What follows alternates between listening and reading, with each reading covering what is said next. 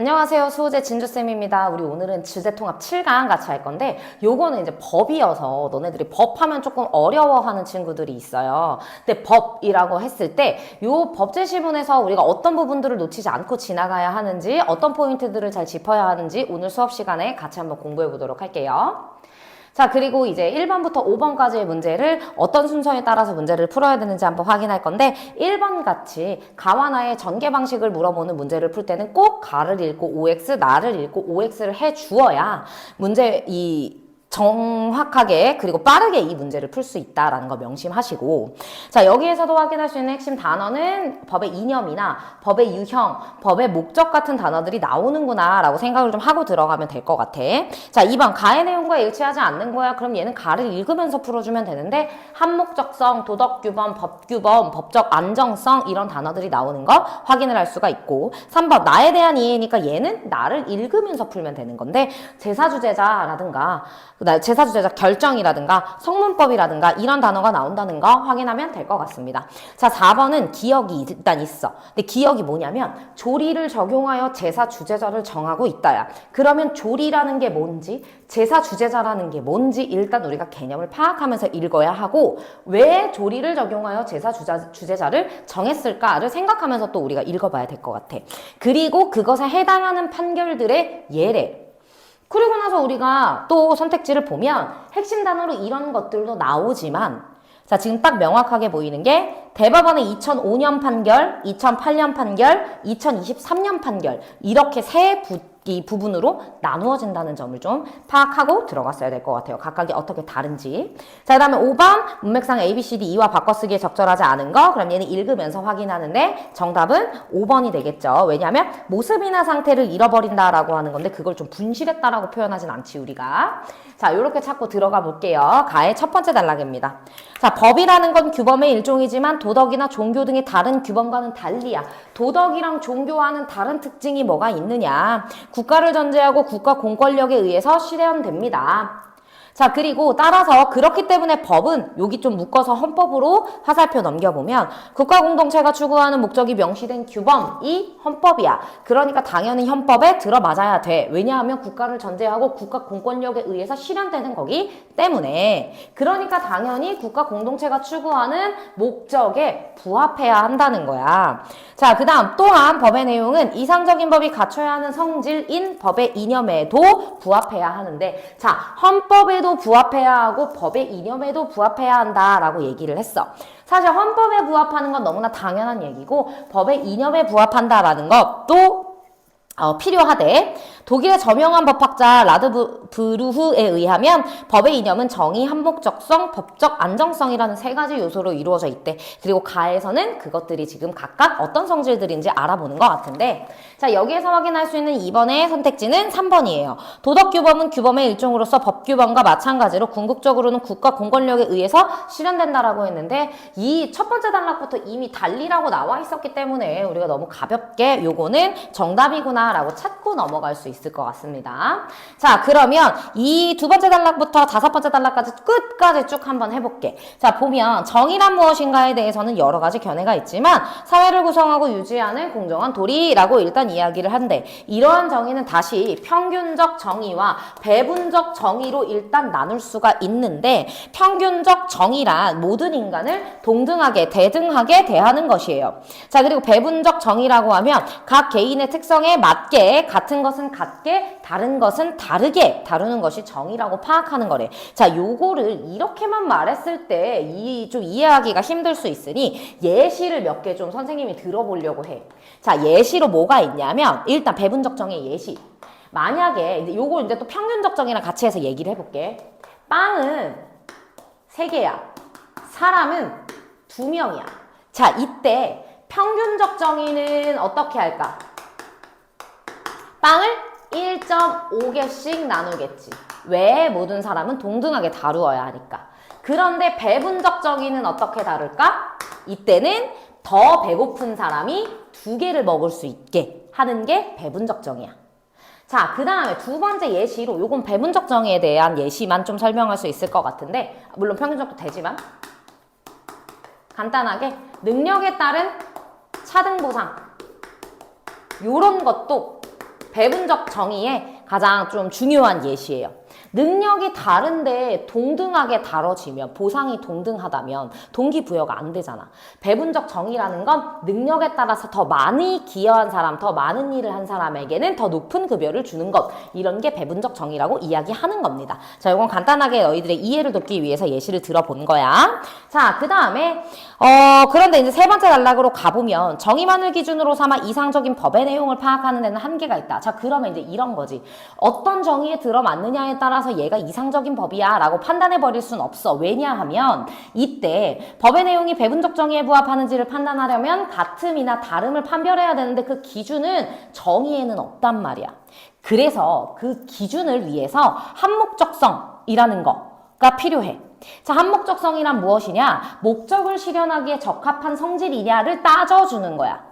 자, 입법뿐 아니라 재판에서도 당연히 모두 고려해야 하는 겁니다. 한목적성은 법의 목적 자체는 일단 정해져 있다라는 거를 전제로 하는데 이때 법의 목적은 뭐냐? 법규범을 정립하는 이 국가가 추구하는 가치관이다. 목적과 가치관이다 라고 이야기를 한대. 그럼 다시 말하면 법규범을 정립하는 국가가 추구하는 이 가치관에 들어맞으면 한목적성을 가지고 있다. 그럼 이상적인 법이다 라고 판단할 수 있다는 거지. 법의 목적은 결국 국가와 공동체가 추구하는 목적과 가치관에 따라 결정된다. 또한 이러한 가치관은 한목적성 이념과 정의 이념을 연결시킨다. 그래서 이 가치관이 뭐가 된다? 배분적 정의의 같음과 다름을 판별하기 위한 기준이 된다. 그래서 정의, 너 배분적 정의 할 때 이 같음과 다름을 판별하는 것도 한목적성에 맞냐 아니냐로 구별을 할 수 있다라는 얘기죠. 자, 그 다음에 네 번째 단락. 법의 내용이 정의와 한목적성에 부합하더라도 이것만으로는 이상적인 법이라고 할 수 없어. 법적 안정성이라는 이념에도 부합을 해야 된대. 자, 이건 뭐냐면 법규법의 내용은 일단 명확해야 돼. 첫 번째야. 그리고 한 번 정해지면 일정 기간 동안은 유지가 되어야 돼. 자, 왜 그런지 한번 볼게. 법적 안정성 이념은 일단 법규범 본연의 기능을 수행하기 위해서 필요하다. 법은 규범의 일종이기 때문에 일단 다른 규범들과 마찬가지로 사람들이 어떤 행위를 하거나 하지 않게 하는 동기를 부여해야 해. 자, 하게 하는 좋은 행위는 하게 해야 하고 하지만 안 되는 행위는 안 하게 해야 한단 말이야. 그런데 법규범의 내용이 불명확해. 그러면 법대로 행위하고 싶어도 법을 따를 수가 없어. 근데 내가 또 생각했을 때는 법이 이러하다라고 해서 법대로 행위했다? 그런데 그 기준이 금방 바뀌어. 그러면 법은 개인의 행위에 대한 동기부여를 할 수 없게 되니까 법적 안정성 역시 너무나 중요한 것이다 라고 볼 수 있어.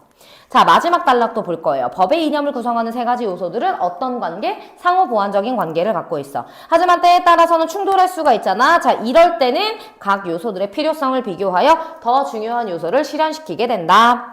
자, 예컨대 국회에서 법률이 제정된 경우 일정 기간 동안은 적용하는 것이 법적 안정성에 부합하잖아. 그치? 일정 기간 동안 유지해야 하잖아. 그런데 극도로 정의롭지 못하거나 자, 정의를 훼손해. 혹은 목적에 저촉돼 한목적성에 부합하지 않아. 그러면 신속하게 없애버려야 된다라는 거야. 또 동일한 범죄를 저지른 자들에 대해 그 범죄에 상응하는 형벌을 부과하는 것이 정의에 부합해. 그치? 그리고 공동체의 안전유지라는 목적을 달성하는 데도 도움이 되지만 개선될 가능성이 높은 사람에게는 형벌보다는 교육을 통해 정상적인 삶을 살게 해주는 것이 우리 공동체가 추구하는 목적에 더 부합한다. 그러니까 아까 얘기한 거 필요성을 비교해서 더 중요한 요소를 실현시켜야 한다라는 겁니다. 자, 그럼 여기까지 봤을 때 우리 2번의 선택지를 또 확인할 수가 있는데 자, 2번의 선택지를 좀 볼게요. 2번에 1번. 국가의 목적을 규정하는 법은 한목적성 판단의 기준이 된다. 그치? 국가의 목적을 규정했으니까 한목적성이라는 단어랑도 당연히 연결이 될 거고. 자, 두 번째. 규범은 사람들이 행위를 할 것인지 혹은 하지 말아야 할 것인지 요거를 결심하는 데 영향을 미치고요. 그 다음에 4번. 입법뿐 아니라 재판에서도 여기도 나와 있지. 자, 목적을 실현하기에 적합한 성질 한목적성이 고려가 되어야 하고. 5번. 국가 공동체의 가치관은 법의 한목적성 판단에는 영향을 미친다. 그치? 가치관 여기에는 영향을 미치는데 안정성에는 기준을 제시하지 않아. 여기에는 나와 있지 않잖아요. 그래서 요것도 맞는 말입니다. 자, 그리고 1번에서 이제 우리가 OX를 한번 해볼 거야. 자, 1번에서는 어떤 내용이 있냐? 가는 법의 이념의 의미에 관한 대립하는 견해들이 나왔냐를 보면 돼. 여기 지금 대립하는 견해가 있나요? 아니죠. 자, 2번. 가는 상반된 관점을 하나의 관점으로 정리하나요? 상반된 관점이 나왔나요? 나오지 않았죠. 5번. 법의 이념의 구성 요소들 3개 얘기했고 그 관계 상호 보완적이다 라고 얘기했으니까 5번은 일단 맞는 말이구나, 반쪽짜리는 맞는 말이구나 하고 넘어가면 됩니다. 자, 다음 단락으로 가볼게요.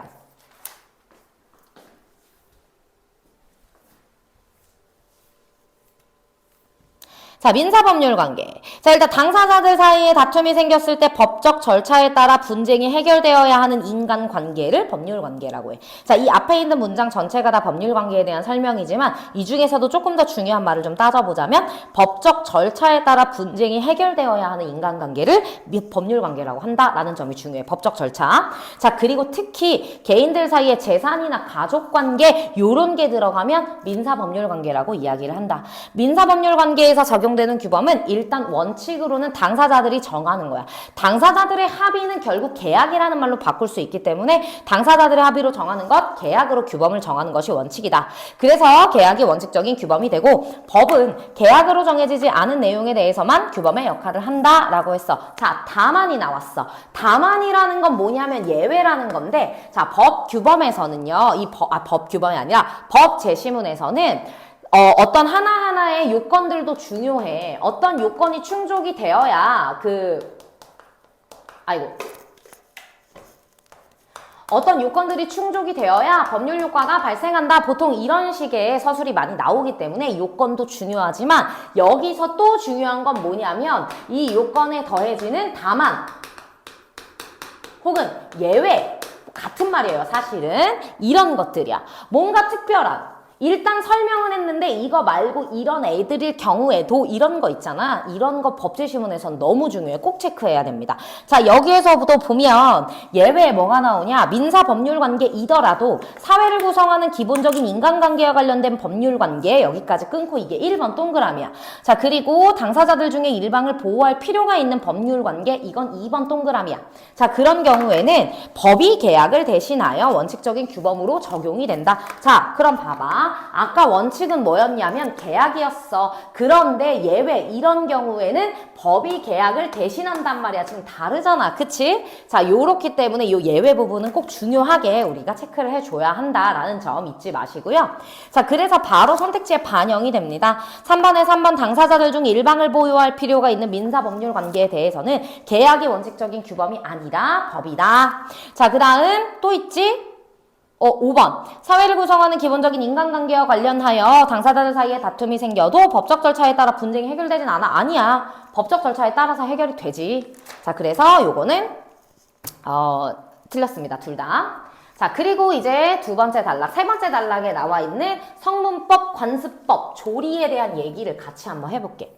자, 얘네들을 보면, 자, 민사법률관계에 적용되는 법에는 성문법, 관습법, 조리 이렇게 세 가지 종류가 있다. 가장 먼저 적용되는 법이 성문법이야. 그래서 선생님이 화살표를 이렇게 내려봤어. 자, 가장 먼저 적용되는 법이고요. 자, 성문법이라는 건 문서의 형태를 갖추고 있어. 그리고 법률에 정해진 절차에 따라 국가기관이 제정한 법규범이에요. 자, 이에 비해 관습법이라고 하는 게 있는데 얘는 뭐냐면 사회 구성원들 사이에서 오랫동안 반복되어 온 관행이 법으로 받아들여지게 된 경우야.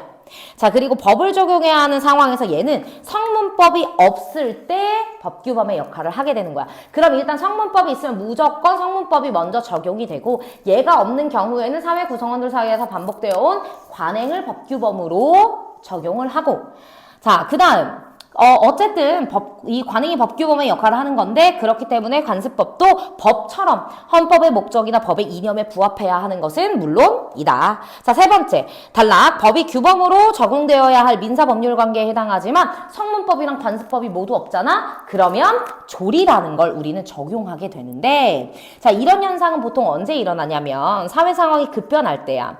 자, 성문법은 국가기관의 제정 절차를 거쳐야 돼. 관습법은 사회적 관행이 형성되어야 돼. 그렇기 때문에 어느 정도 시간이 지나야 되는데 성문구원과 관습법이 사회적 상황이 급변할 때는 없을 수 있단 말이야.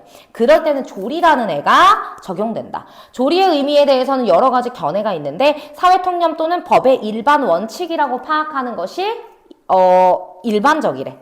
그러면 사회적으로 생각했을 때 누구나 동의할 만한 그런 상식이거나 법의 일반적인 원칙에 따라서 해결을 할 때 조리라고 이야기를 할 수가 있겠네. 자, 따라서 조리는 문서. 자, 여기서 얘기하는 문서는 성문법을 얘기할 거고, 그 다음에 관행이라는 건 관습법을 얘기할 거지. 자, 이런 것들이 없어도 법으로 인정된다라는 부분, 요 부분까지 좀 체크를 하시고, 자, 그럼 3번에 1번하고 4번을 또 보러 한번 가볼게.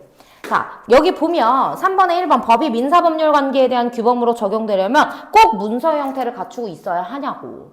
문서 형태를 갖추는 건 성문법이었는데 그러지 않아도 관습법이나 이것마저 없으면 조리라는 것을 통해서 우리는 규범을 적용할 수 있기 때문에 틀렸고요. 자, 그 다음에 4번. 법을 적용해야 하는 상황에서 성문법의 내용이 사회에서 형성된 관행. 자, 사회에서 형성된 관행은 관습법이야. 그럼 얘와 다르면 조리가 규범이 된다? 아니야. 그냥 둘 다 없을 때 조리가 규범이 되는 것이다. 자, 이렇게 적용되는 조건을 잘 확인을 하셨어야 됩니다. 자, 다음으로 넘어가 볼게요. 사례가 나오는데 자, 조리가 법으로 적용된 사례의 예로서 제사용 재산을 상속받을 사람인 제사주재자 결정에 관한 사건을 들 수 있대. 제사용 재산이라는 건 뭐냐면 조상의 무덤과 그 주변의 선산을 뜻한대. 망인의 자녀들이 상속인인 경우 모든 자녀들이 평등하게 상속받을 수 있는 일반 재산과는 달리 일반적인 재산은 다 평등하게 상속하는데 제사용 재산은 한 사람이 물려받아야 된단 말이야. 그리고 이 한 사람이 제사 주재자가 되고요. 자, 여러 명에게 분할되어 버리면 더 이상 제사용 재산으로서의 역할을 할 수 없게 되기 때문이야. 그래서 한 사람이 물려받아야 돼. 제사 주재자인 사람이. 자, 성문법인 민법은 평등 상속 원칙에 대한 예외 조항을 두어서 제사용 재산은 제사를 주재하는 상속인인 제사 주재자가 단독으로 전부 물려받도록 하고 있어. 그럼 봐. 성문법, 이렇게 우리 문서로 규정된 법에서는 제사 주재자 알았어 너 혼자 상속받아 라고 했어. 자, 그런데 다만이 또 나와서 다만 잘 봐. 민법에 제사 주재자, 그럼 제사 주재자가 누구냐고. 누가 이걸 물려받아야 되는데 그런 조항이 없는 거야. 그래서 법원에서는 관습법을 적용했다는 거야. 제사 주재자가 누구인지에 관한 분쟁이 있을 때마다 그 관습법을 적용해서 해결을 해왔어. 그러나 최근에 무슨 일이 있었냐면 그 관습법이 얘가 어떻게 됐대? 효력을 잃었대. 그렇게 되면서 조리를 적용하여 제사주재자를 정하고 있다. 자, 그리고 우리는 이 부분, 이 문제 풀이에 또 힌트가 되었어야 돼요. 자, 이 부분을 또 보면서 같이 가볼게. 자, 일단은 확인할 수 있는 3번의 선택지 2번을 좀 먼저 보시면요. 제사주재자 결정은 사회를 구성하는 기본적인 인간관계와 관련된 법률 관계에 해당하니까 조리를 법으로 적용을 해서 이 민사 법률 관계를 해결해 줬던 거지. 그래서 정답이 2번이 됩니다. 요건 맞는 말이에요. 자, 1번은 3번하고 4번을 봤을 때 학설의 발전 과정이나 법의 목적을 제시하거나 이런 것들이 나와 있지 않기 때문에 정답이 5번인 거를 쉽게 찾을 수 있었을 것 같아. 어쨌든 나머지 것들을 지우고 그 다음에 조금 줄어든 것들에 대해서만 판단을 하면 되니까 조금 더 수월하게 판단을 할 수 있을 것 같아요. 자, 그러면 우리 4번 문제를 풀러 한번 가볼게. 자, 아까도 내가 중요하게 봤던 게 뭐냐면 대법원이 판례를 계속 바꿨단 말이야. 판결을 바꿨어. 그럼 각각이 바뀌었을 때 어떤 의미를 각각 지니나를 좀 봐야 돼. 자, 우리 사회에서는 제사 주재자가 사망하면 그들의 자녀들 중에 가장 나이가 많은 남성이 제사 주재자의 지위를 물려받는다는 관행이 있었어. 자, 여기서 포인트는 나이가 많은 남성이야. 자, 관행이 그랬어. 그리고 그동안은 그랬기 때문에 이게 바로 관습법이 되는 거야. 문서로 정리되어 있지는 않지만 이렇게 딱 규정되어 있지는 않지만 이 관습법이라는 게 이 제사주재자를 결정하는 데에는 규범으로 작용해 왔단 말이야. 자, 그런데 대법원은 2005년에 뭐라고 했냐면 자녀에게 인정되는 지위나 권리를 아들에게 우선적으로만 인정하는 관행은 양성평등 원칙에 저촉된다. 자, 여기서 양성평등 원칙이라는 거는 헌법이라고 볼 수가 있을 것 같아요. 자, 여기에 저촉되니까 이거 규범이 될 수 없을 것 같은데? 라고 했단 말이야. 그러면 어떻게 되는 거야? 그때부터는 관습법이라는 게 이제 효력을 상실하고 자, 이제 더 이상 이 관습법에 따라서 우리가 할 수 없을 것 같아 라고 했다는 거야. 자, 그러면 아까도 우리가 마지막 단락에서 봤던 게 성문법은 물론 한 명이 제사용 재산을 물려받는 것 자체는 허용하지만 제사 주재자가 누구인지 결정하는 것에 대해서는 얘는 정하고 있지 않아. 그래서 우리가 관습법을 통해서 늘 제사 주재자를 결정했던 건데 이것도 지금 어떤 상황이야? 그거 약간 헌법이랑 안 맞을 것 같은데? 자, 아까 관습법도 뭐 해야 된다고 했어? 법 규범으로 작용하는 거기 때문에 헌법에 부합해야 된다고 했는데 안 맞잖아. 그러니까 이제는 뭘로? 조리라는 애가 그 역할을 대신해야 되는 상황인 거야. 자, 그 다음 그런데 2008년에는 원래의 제사 주재자가 사망하면 그의 자녀들이 협의로 새로운 제사 주재자를 정해야 하지만 협의로 정할 수 없으면 전과 마찬가지로 가장 나이가 많은 남성이 새로운 제사 주재자가 되어야 한다고 판결하면서 사회통념과 전통을 근거로 제시했다라고 했어.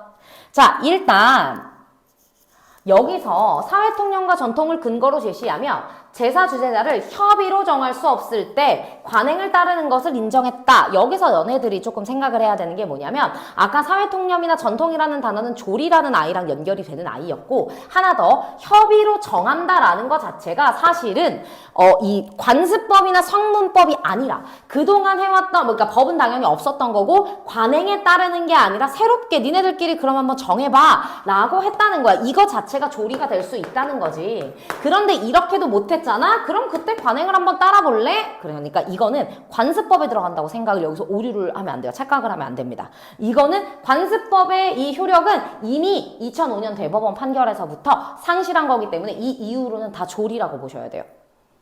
자, 그 다음 대법원이 2023년에는 제사주재자 결정에 관한 협의가 성립하지 않으면 원래 제사주재자의 자녀들 중에 가장 나이가 많은 사람이 제사주재자가 되어야 한다고 판결을 했대. 자, 일단 새로운 관행이 형성되지 않은 그런 상태였기 때문에 성별을 고려하지 않고 연령을 기준으로 하는 것을 인정하게 해줬다라는 거지. 이거 역시 아직 뭔가가 만들어지지 않은 상태에서 적용한 거기 때문에 조리라고 볼 수가 있습니다. 자, 그러면 1번을 보면 자, 2005년 판결 전에도 제사주재자는 법으로 정해지고 있었고 법의 이념 중에 자 오랫동안 지속되어 왔기 때문에 법적 안정성이라는 게 실현되고 있었다는 말은 맞는 말로 볼 수가 있을 것 같아요. 2번 대법원의 2005년 판결은 관습법에 대해서도 법의 이념이 적용되어야 한다. 요거 무조건 적용되어야 한다라는 거고 자 그 다음에 대법원의 2008년 판결은 협의에 의한 결정이 조리의 내용임을 보여주는 거야. 그러니까 일단 협의로 정할 수 있으면 그렇게 해. 그런데 안 됐을 때 이렇게 하자라고 했다는 겁니다. 자 4번 대법원의 2023년 판결은 배분적 정의라는 이념이 조리보다 우선하여 적용된 법규범이 되었음을 보여주는 것이겠군. 사실 4번 선택지의 허점은 뭐냐면요. 배분적 정의는 이념이야. 근데 이게 적용된 법규범이라고 이야기를 하는데 배분적 정의라는 이념이 조리보다 우선하여 적용된 법규범이 되었다? 이거는 요렇게 연결이 바로 될 수가 없는 아이입니다. 자, 이게 법규범이 이 배분적 정의는 그럼 뭐냐면 법규범이라는 게 있을 때 얘가 이상적인지 법인지 아닌지 그걸 파악해 주는 게 정의, 한목적성, 법적 안정성이었잖아. 그거에 부합하는 세 가지 모두의 이 이념에 부합하는 아이가 좀 이상적인 법이다라는 거지. 이것만을 뭔가 우선하여 적용된 법규범 이런 것들이 만들어질 수가 없다는 거예요. 자, 이렇게 좀 확인을 할 수가 있어서 4번은 좀 정답으로 보면 될 것 같고 그 다음 5번 대법원의 2008년 판결과 대법원의 2023년 판결은 모두 재사용 재산을 한 사람이 물려받게 된다는 점에서 한목적성을 반영한 것이겠고 네, 이렇게는 볼 수가 있겠네요. 네. 자, 그러면 이제 여기까지 해서 7번을 끝내보았는데 법제실문은 비슷한 단어가 여러 개가 나올 때가 있고 예외 조항이 나오는 것도 너무나 중요하기 때문에 정말 정신을 좀 똑바로 차리고 읽어야 되는 부분 그리고 필요하다면 옆부분에 써야 되는 것들 뭔가 이 특징적인 것들을 좀 잘 써가면서 여러분들이 재심을 독해했으면 좋겠어요. 일단 7강은 여기까지 하도록 하겠습니다.